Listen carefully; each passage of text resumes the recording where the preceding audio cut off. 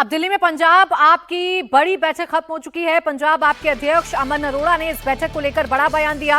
अमन अरोड़ा ने कहा कि बैठक अचानक नहीं बुलाई गई, ये पहले से तय थी और इसका मकसद विधायकों से फीडबैक लेना है। बीजेपी के नेता दावा कर रहे हैं कि केजरीवाल भगवंत मान को हटाकर खुद पंजाब का सीएम बनना चाहते हैं। इस पर अमन अरोड़ा ने कहा, विपक्षी दल ज्योतिषी बनने की कोशिश न करे।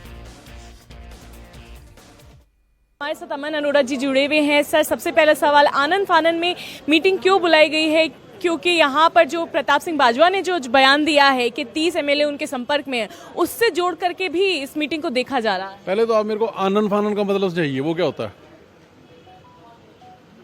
परसों एक प्रॉपर शेड्यूल ये है कि अरविंद जी सभी एमएलए से, मिनिस्टर से मिलना चाहते हैं।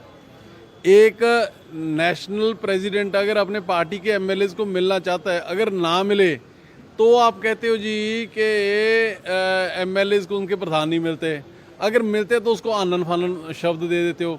मेरे कहने का मतलब ये है मैडम कि अरविंद जी, आम आदमी पार्टी शुरू से अरविंद जी का ये रहा है पिछले 3-4 साल से, क्या पिछले 8 साल से, जब हम लोग ऑपोजिशन में भी थे, सभी एमएलए को बुला के उनसे बात करके चाय कॉफ़ी लंच जो भी कराना होता है वो करके डिस्कशन होती है कि कैसे पार्टी को और सरकार को और बेहतर किया जाए, लोगों को और अच्छी बेटर गवर्नेंस दी जाए।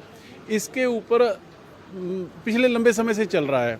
अब क्योंकि 6-8 महीने से हम सब लोग इलेक्शंस के बाद इलेक्शंस में बिजी रहे, तो अब अरविंद जी उन सबको मिलके उनसे फीडबैक भी लेना चाहते हैं, बातें भी करना चाहते हैं और शायद धन्यवाद भी करना चाहते हैं, क्योंकि पंजाब के बड़े लोगों ने यहाँ की मेहनत की है। तो इसमें गलत क्या है? प्रताप सिंह बाजवा ने जो कहा कि 30 एमएलए संपर्क में हैं।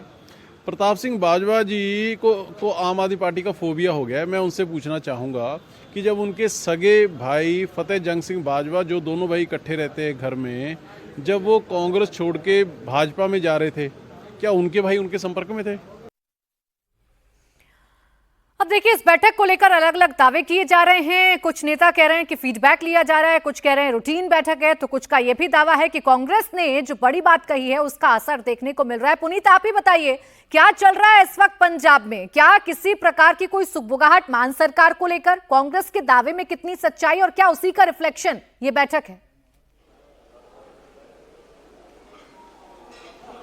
देखिए, इसमें तो कोई दो राय नहीं है कि पंजाब में कुछ विधायक जो हैं वो जो मुख्यमंत्री हैं उनसे नाराज चल रहे हैं, खास करके बॉर्डर एरिया के। उसके अलावा लुधियाना, जालंधर, ये तमाम ऐसी बेल्ट है जहां पर कुछ एक विधायक जो हैं वो नाराज चल रहे हैं। लेकिन इसमें यह भी एक देखने वाली बात है कि प्राचीन 94 विधायक हैं और विधानसभा के लिए 59 की मेजोरिटी चाहिए। हालांकि सरकार को कोई खतरा नहीं है, लेकिन नाराजगी कैसे दूर की जाए, कहीं ये नाराजगी और ज्यादा ना बढ़े, इसको लेकर तमाम जो है वो यहाँ पर उपाय किए जा रहे हैं आम आदमी पार्टी की तरफ से, क्योंकि दिल्ली का किला जो है वो ढह चुका है और ऐसे में पंजाब के अपने किले को किस तरह से मजबूत रखा जाए उसको लेकर पूरी कवायद हो रही है कि कहीं कोई नाराजगी है तो उसे दूर कर लिया जाए। और जिस तरह से 1000 रुपए जो महिलाओं को दिए जाते थे उसको लेकर दिल्ली में विधानसभा चुनावों के दौरान उसका मुद्दा बना, और इनके जो घोषणा पत्र में जितने भी वायदे किए गए थे, चुनावी वायदे, उनको किस तरह से पूरा किया जाए, क्योंकि 2 साल जो है वक्त रह चुका है पंजाब में भी। और इस समय जो हालात हैं कि लॉ एंड ऑर्डर की सिचुएशन है, नशा कम नहीं हुआ है,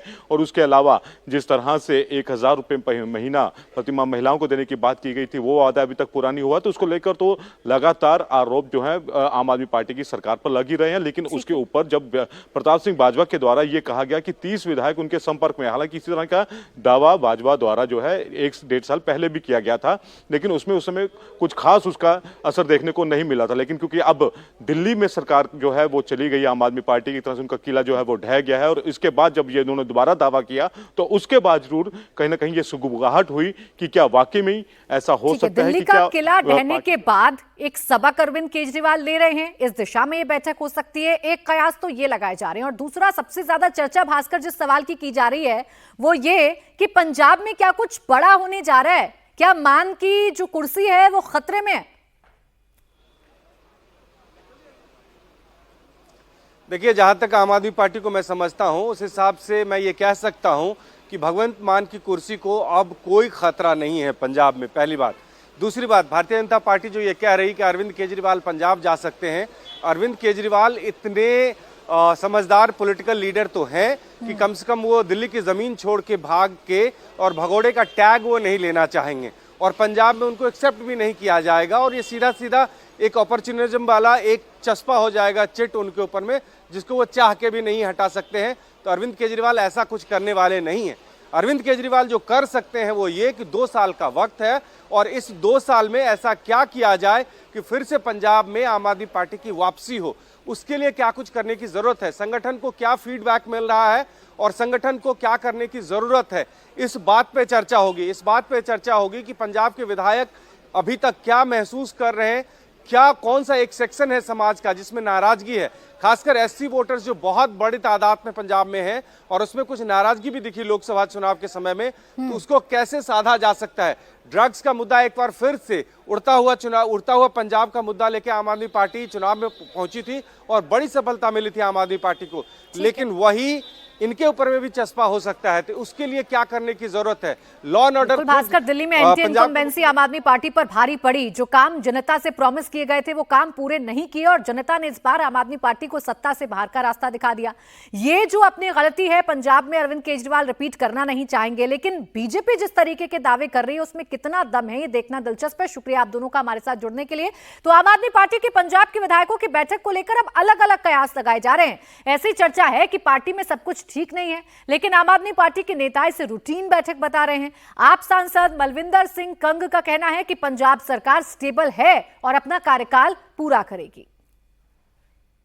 ये कहा जा रहा है कि आम आदमी पार्टी में सब कुछ ठीक नहीं है, कुछ आपके एमएलए दूसरी पार्टीज के संपर्क में है, गवर्नमेंट जो है वो अनस्टेबल हो सकती है कभी भी, इस तरह की भी स्पेकुलेशन चल रही है। बिल्कुल बेबुनियाद बातें, ऑल इज वेल। ये पिछले 2 साल से कांग्रेस के लोग लगे हुए हैं ऐसी अफवाहें फैलाने में, हालांकि अपने कांग्रेस के सभी एमएलए के करके छोड़ रहे हैं और बात आम आदमी पार्टी करते हैं। आम आदमी पार्टी एकजुट है, एक मत है और मजबूती के साथ आगे बढ़े। ये भी कहा जा रहा है कि आम आदमी पार्टी के भीतर भी डिसेंट है, काफ़ी एमएलए नाराज हैं मौजूदा जो लीडरशिप है उसकी कार्यप्रणाली से। बिल्कुल नहीं, देखिए ऐसा है, पार्टी में अगर कोई मतभेद हो तो पार्टी प्लेटफॉर्म पे रखा जाता है, इसे रूटीन प्रक्रिया। लेकिन सभी लोग, चाहे वो एमएलए हों, एमपी हों, तमाम लीडरशिप हो, अरविंद केजरीवाल जी के साथ एकजुट हैं। भगवंत मान जी की अगुवाई में सरकार बेहतर काम पंजाब में करती है। कोई अनस्टेबिलिटी सरकार को नहीं होगी, कार्यकाल पूरा करेगी, उम्मीद आप बिल्कुल 27 तक अच्छा काम करेंगे और 27 में रिपीट भी करेंगे। इसे रूटीन बैठक और प्री प्लान बैठक कह रहे हैं आम आदमी पार्टी के नेता, लेकिन अगर प्री प्लान बैठक है तो फिर कैबिनेट की बैठक को क्यों टाला गया, आनन फानन में नेताओं को क्यों बुलाया गया, ये सबसे बड़ा सवाल है। और कांग्रेस के नेता अब अलग अलग प्रतिक्रिया दे रहे हैं। पंजाब कांग्रेस के सीनियर नेता सुखजिंदर रंधावा ने कहा कि दिल्ली में हार के बाद आप में खतरे की घंटी बज चुकी है, इसलिए बैठक बुलाई गई है। रंधावा ने कहा कि आपके विधायकों में घबराहट है, ये सरकार ज्यादा समय तक चल नहीं पाएगी। 2 दिन 8 को इलेक्शन हुआ और 2 दिन में हलचल मच जानी, ये कहीं ना कहीं उनके लिए खतरे की घंटी तो है। और इतनी जल्दी उनको मीटिंग बुलाना, तो मेरा ख्याल है कि वो जल्दी टूट जाएंगे। जो मैंने कल भी कहा था कि पंजाब में मिड टर्म पोल आएंगे, तो आज की मीटिंग जो इतनी जल्दी और इतनी घबराहट में बुलाना और पूरे के पूरे एमएलए को, जब पार्टी हारती है मंथन तो होता है, वहाँ की स्टेट का होता है, दूसरी स्टेट का नहीं होता। तो उन्होंने ये देख लिया कि कहीं दिल्ली में जो हुआ है वो पंजाब में ना हो जाए। 2 साल पड़े हैं, पर मैं एक बार कहता हूँ कि जितना वहाँ घबराहट है उनके एमएलएज में, वो नहीं चल पाएंगे। जो पंजाब के हालात हैं इस टाइम, गैंगस्टरिज्म, टेररिज्म, जहाँ का चीफ मिनिस्टर वहाँ दीवार पर लिखा हो कि खालिस्तान जिंदाबाद, जहाँ उसका झंडा खालिस्तानियों का बनाकर चले जाएं, तो चीफ मिनिस्टर वहाँ इतना कावर्ड है कि वो वहाँ से भाग ही गया, फ्लैग होस्टिंग के झंडा फहराने से ही भाग गया। उसको कहना चाहिए था कि अगर खालिस्तानी में दम है तो मैं झंडा फहरा रहा हूँ, ज़रूरत है तो आओ। ये हमारा पंजाब का चीफ मिनिस्टर नहीं कह सका।